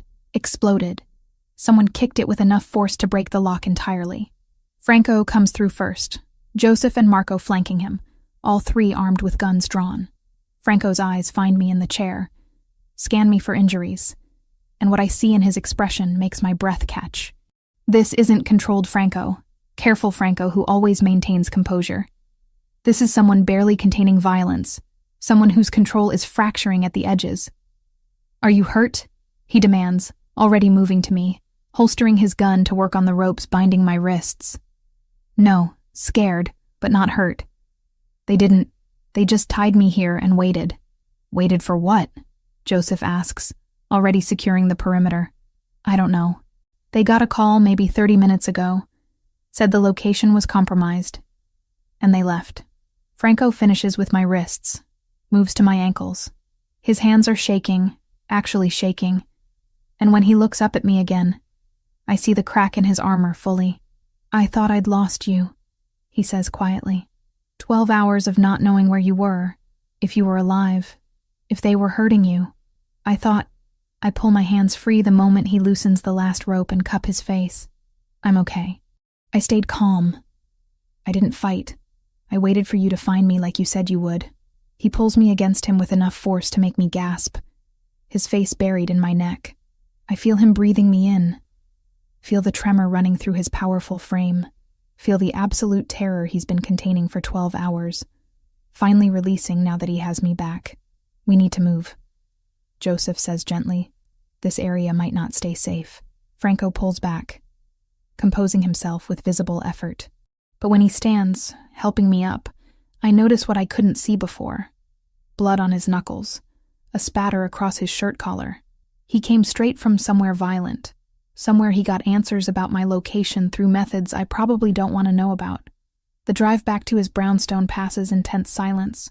Franco keeps his arm around me, holding me against him like he's afraid I'll disappear if he loosens his grip. Thomas drives faster than normal, running yellows, taking corners sharp, getting us to safety with urgency that suggests the danger isn't completely over. At the brownstone, Franco leads me upstairs to his bedroom. Shower. Change into something comfortable. I'll bring food. Franco, please, Emily, let me take care of you right now. We'll talk after. The shower is good, washing away 12 hours of terror and warehouse dust and adrenaline sweat. When I emerge in borrowed clothes, his clothes, a t-shirt and sleep pants that hang on me, Franco is sitting on the edge of the bed, elbows on his knees, head in his hands. Hey, I say softly. He looks up, and the expression on his face breaks my heart. This is Franco stripped of every defense, every careful control, showing me the raw fear that's been eating at him. I failed you, he says simply. All the security, all the protocols, all my promises that you'd be safe, and they took you anyway. They took you, and I couldn't stop it. I moved to sit beside him, taking his hand. They took me because I followed the protocols. I didn't scream, didn't fight, didn't get myself killed on that sidewalk. I stayed alive because you taught me how to handle fear. You didn't fail me, Franco. You saved me. 12 hours, he repeats, his voice hollow. Do you know what I did in those 12 hours? Probably things I shouldn't know about. I found the Yakuza lieutenant who ordered your abduction. I made him tell me where you were. Franco's eyes meet mine, dark and haunted. I hurt him, Emily, badly, and I'd do it again without hesitation, because he took you from me. The confession should horrify me, should make me recoil from this man who's admitting to torture, to violence, to becoming exactly the monster I always knew lurked beneath his control. Instead, I pull him against me, wrapping my arms around him. Thank you for finding me. You're not afraid? Of me? Of what I did? I'm terrified of a lot of things right now. But you're not one of them. I pull back to look at him. Franco, I knew what you were when I chose this. I knew violence was part of your world. Seeing it directed towards someone who hurt me doesn't change how I feel about you. It should, he says. But he's holding me tighter. It should change everything. Well, it doesn't. We stay like that for a long time, wrapped around each other, both processing the trauma of the day in our own ways. Eventually, Franco pulls back, his expression shifting back toward the controlled mask I know better. This changes our strategy completely. No more negotiations. The Yakuza violated every boundary by taking you. His voice has gone cold, distant. They declared war. I'm going to finish it. Franco, no. Don't make decisions based on fear or revenge right now. You're not thinking clearly. I'm thinking with perfect clarity. They took you to make a point, to show that negotiation is weakness. If I don't respond with overwhelming force, I look vulnerable to every organization watching this situation. I grab his face, forcing him to look at me. Or you respond by showing that you're strategic enough to end this without war, that you're strong enough to choose the harder path. I search his eyes. What did you tell me changed? What made you choose negotiation over violence in the first place? You did, he admits quietly. Then let me finish changing you. Let me help you find the solution that doesn't involve more blood. I press my forehead against his. Please, Franco. I'm safe now. Don't let what happened to me trigger something that gets you killed. The struggle plays across his face. The desire for revenge warring with his instinct to protect me by staying alive, by choosing wisdom over vengeance. What do you suggest? He finally asks. I think of my father touring Franco's kitchens with that mixture of awe and caution, of my mother finally sleeping through a full night instead of counting hours at the hospital, of Kayla's textbooks spread across our old kitchen table back in Connecticut. The thought of all that fragile stability turning into collateral damage in some bloody demonstration of power steadies my voice when I answer. Finish the negotiations, but add a clause. They pay for security breach, compensate for harm caused, publicly acknowledge this violated terms. Make them pay financially and politically for taking me. Show them you're powerful enough to demand restitution, not just deliver violence. Franco considers this, and I watch as the strategic mind I've come to respect takes over from the terrified lover who thought he'd lost me. That's actually brilliant, he admits. Forces them to acknowledge fault, costs them money and reputation, establishes clear consequence without triggering war. He kisses me softly. When did you become so strategic about criminal negotiations? I've been paying attention for 3 months. Learning from the best. He smiles, actually smiles, and some of the tension drains from the room. You're staying here. Not going back to your apartment. Not going to work until this is fully resolved. Agreed? Agreed. Though Franco, I need to call my family. They were supposed to visit this weekend, and I need to let them know I'm okay without explaining what actually happened. We'll call them together in the morning. Tonight, you rest. You've been through trauma, Emily. Let yourself process it. I don't know yet that the next few nights will bring warehouse shadows every time a car door slams outside, that I'll flinch at the sound of the elevator and have to breathe through the spike of panic until my body remembers I'm safe. For now, all I can do is focus on the solidity of his heartbeat under my cheek and trust that the shaking in my hands will eventually learn to quiet. But as we lie in his bed, me curled against his chest, his arms protective around me, I realize I am processing it, not through breakdown or panic, but through certainty. Certainty that choosing Franco means choosing this life, these dangers, these moments of terror balanced against moments of profound connection. I love you, I whisper into the darkness. Even after today, maybe especially after today, I love you. His arms tighten. I love you too, more than I thought possible to love anyone. And I swear to you, Emily, they will never touch you again. Whatever it takes, however I have to structure my operations, you will be safe. It's a promise he can't absolutely keep. We both know that. But lying in his arms, feeling the steady beat of his heart, I choose to believe him anyway. Because love in Franco's world means accepting that safety is relative, that protection comes with complexity, and that sometimes the most dangerous choice is also the most honest one. And I'm choosing him, consciously and completely, with full awareness of exactly what that means. The 2 weeks following my abduction pass in careful reconstruction. Franco implements his strategy exactly as we discussed. Negotiations continue with the Yakuza Yamaguchi, but now with additional terms that make them financially and politically accountable for the security breach. They pay $2 million in restitution, publicly acknowledge the violation of established boundaries, and agree to neutral mediators overseeing the territorial agreement. It's brilliant strategy wrapped in pragmatism, and I watch Franco execute it with the same precise control he brings to everything else. But I also see what it costs him. The restraint required to choose negotiation over revenge. The careful management of his own people who expected violence and got diplomacy instead. Some of them think you're going soft, Roberto mentions one afternoon, 3 weeks post-abduction, when I'm back in the office working half-days as Franco slowly allows me to resume normal routines. The younger guys especially. They see negotiation as weakness. What do you think? I ask, genuinely curious about his perspective. I think Franco was smart enough to know when violence serves his interests and when it doesn't. War with the Yakuza would have cost lives, money, and territorial stability for years. This way, we got compensation, established clear boundaries, and showed we're powerful enough to demand accountability without firing a single shot. Roberto leans against my desk. That's not weakness. That's evolution. The observation stays with me through the following weeks, as life gradually returns to something resembling normalcy. My family visits in mid-December, finally making the trip that got postponed after my abduction. I don't tell them what happened, just that there were security concerns that required delay. And Franco welcomes them with the same careful hospitality he shows everyone he's trying to impress. My father James is 58, but looks older. The weight of 2 years' unemployment visible in his posture, his hesitant handshake. My mother Linda has the exhausted competence of someone who's been carrying too much for too long. And my sister Kayla is 19 and wide-eyed at everything.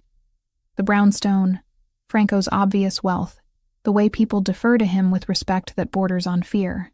Franco shows them the restaurant operations personally, walking them through 3 different locations across Brooklyn. He's impressive without being showy, explaining the business model, the management structure, the actual job he's offering my father with genuine respect for his experience. "Mr. Richardson," Franco says over lunch at one of his restaurants, "I've reviewed your resume and references. Your facilities management experience is exactly what we need to coordinate operations across multiple locations. The position is yours if you want it. Salary of $85,000, full benefits. Start date flexible based on your needs." My father's hands shake slightly as he processes this. That's very generous, Mr. Ravellini. But I have to ask, why? Why offer this to someone you've never met? Because Emily matters to me. Because ensuring her family's stability reduces stress that might affect her work and well-being. And because I genuinely need someone with your skill set. Franco's directness is refreshing. "This isn't charity, Mr. Richardson. It's practical business that happens to benefit everyone involved." Later, when my parents are touring one of the restaurant kitchens with the manager, Kayla corners me in a quiet hallway. "Emily, your boyfriend is kind of terrifying," she whispers. "Like he's nice. But there's something underneath. Something dangerous." "I know," I say simply. "And you're okay with that?" I think about the question. About everything I've learned in 4 months with Franco. I'm choosing it consciously, with full awareness of what it means. That's different than being okay with it. It's accepting complexity. Kayla studies me for a long moment. "You love him. Very much. Then I'm happy for you, even if he is scary." My parents accept Franco's offer that evening. The relief on my father's face when he shakes Franco's hand is worth every complicated choice that led here. They'll relocate to New York in January, giving my father time to start the new position and my mother time to transfer her nursing license. After they leave, Franco pulls me into his arms in the quiet of his brownstone. "That went well? You were perfect with them." "Thank you for that. I meant what I said. It benefits me to have your family stable and close. You'll worry less, focus better, and I get the satisfaction of fixing a problem that's been hurting you." He kisses my forehead. Pragmatism wrapped in care. December slides into early January with the kind of peaceful routine I never expected to find in Franco's world. The Yakuza agreement holds. Territorial boundaries respected, no further incidents. A fragile peace maintained through clear consequences and mutual pragmatism. My family settles into New York, my father starting his new position with enthusiasm that restores some of his lost vitality. My mother finds work at Brooklyn Methodist, coincidentally the same hospital where Roberto's girlfriend Vanessa works. Roberto and Vanessa get engaged on New Year's Eve at the monthly family dinner, surprising no one who's watched them together for the past 6 months. The celebration is warm, genuine, full of people who've become unexpectedly important to me. Joseph with his rare smile, Marco and his wife, Anthony and his teenage kids, all the complicated families that form Franco's inner circle. "We're thinking spring wedding," Vanessa tells me while we're in the kitchen preparing desserts. "Small ceremony, just family. You and Franco will be there, of course." "Of course," I agree, struck by how naturally she includes us together. Not me and Franco separately, but us as a unit. That night, lying in Franco's bed with his arms around me, I process how much has changed in 5 months since that rainy Thursday when Roberto asked if I was single. "What are you thinking about?" Franco asks, fingers tracing patterns on my shoulder. How different everything is now. How I'm different. Regrets? No. I turn to face him. Concerns, yes. Questions about what comes next. Always. But no regrets about choosing you. Franco's expression softens in the darkness. I was going to wait. Plan something elaborate. Something that matches the importance of the question. But Emily, he sits up, reaching into the nightstand drawer. When he turns back, he's holding a small velvet box. My breath catches. 5 months ago, you were invisible furniture in my office.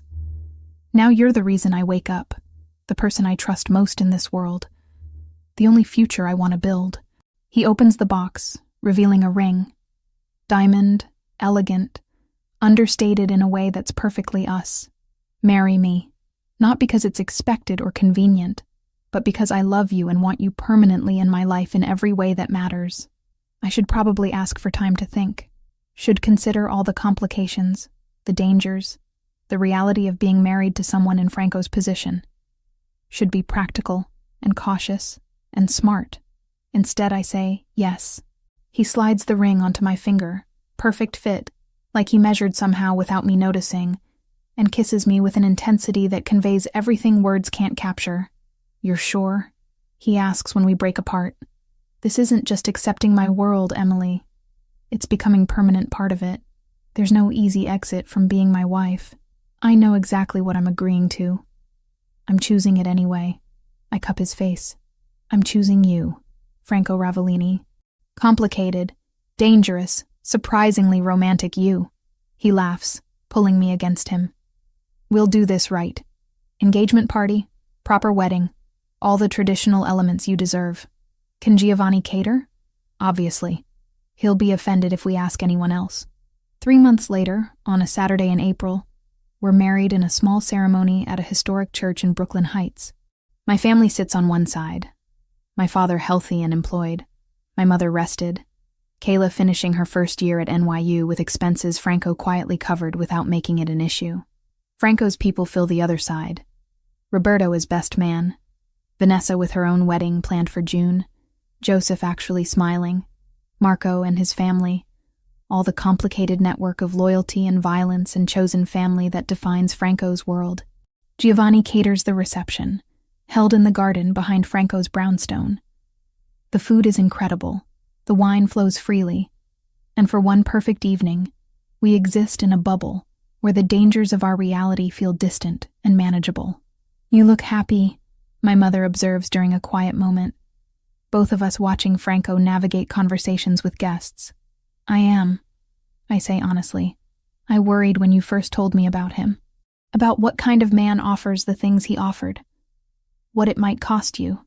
She squeezes my hand. But Emily, watching you two together, watching how he looks at you like you're the most important thing in his world, I understand now. You chose someone complicated, but you chose someone who genuinely loves you. He does. I agree. In his complicated, possessive, occasionally terrifying way, he loves me completely. That night, after the guests leave and we're finally alone, Franco carries me across the threshold of our home, his brownstone officially becoming ours, and sets me down gently in our bedroom. Mrs. Ravellini, he says, testing out the name. How does it feel? Right, I answer. Complicated and dangerous and probably inadvisable, but absolutely right. He kisses me then, and in that kiss is everything we are. The complexity, the chemistry, the conscious choice to build a life together despite every rational reason we shouldn't. Later, wrapped in his arms with Manhattan's lights visible through the windows, I think about the journey that brought us here, from invisible secretary to protected girlfriend, to wife of a man who operates in moral gray areas, but loves with absolute clarity. It's not the life I planned. Not the future I imagined when I moved to New York with culinary dreams and student debt. It's better. What are you thinking now? Franco asks, his voice drowsy with contentment. That I'm exactly where I'm supposed to be. That everything that happened, the fear, the danger, the complexity, led here. To you, to us, to this life we're building together. No regrets about marrying a criminal? No regrets about marrying the man I love, who happens to operate in complicated spaces. I turn to face him. Franco, you're not defined solely by the illegal aspects of your work. You're also the man who employs hundreds legitimately, who negotiated peace instead of choosing war, who helped my family when he didn't have to. You're complicated, not simple, and I love all of it. His arms tighten around me. I don't deserve you. Probably not. But you have me anyway. We fall asleep like that, wrapped around each other, and I drift off knowing that tomorrow will bring its own complications. The Yakuza piece will need maintenance. Franco's operations will continue with their moral ambiguity. And being Mrs. Ravellini will mean navigating dangers I'm still learning to understand. But tonight, in this moment, we're just Emily and Franco, two people who found each other against all odds and chose to build something real from the complicated truth of who we are together. And that choice, conscious and complete, is the only certainty that matters.